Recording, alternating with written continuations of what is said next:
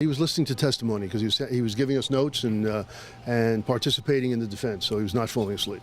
Rockne Newell had his eyes closed most of the time and seemed unmoved, while audience members and witnesses could barely hold it together, a lot of them crying at today's preliminary hearing. It was a trying day because what you heard in there was very emotional. Okay?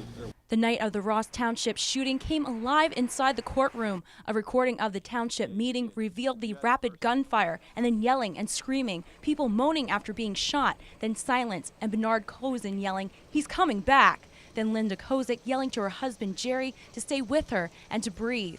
Previously, Newell told police he went to the meeting because it was the only time he could get all three township supervisors and solicitor John Dunn together in one location. Rockne's father was there in support and says Rockne just snapped after losing his home after a decades-long property battle, and that he's not a murderer. He said he was more at peace in there than he was out there, the way they deviled him. Told me that a couple times. Rockne's father says his son told him he's sorry for what happened, but he was pushed too far.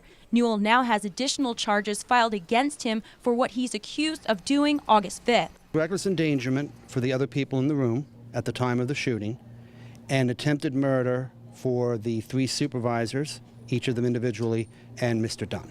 These charges are added to the already 3 counts of criminal homicide, 2 counts of attempted homicide, and 2 counts of aggravated assault. 8 witnesses took the stand and walked the court through what happened that night and where it happened, many of them identifying Rockne as the shooter. Well, this was a preliminary hearing, so we have a long way to go before we start talking about how difficult the trial's going to be. We should respect Mr. Newell's presumption of innocence.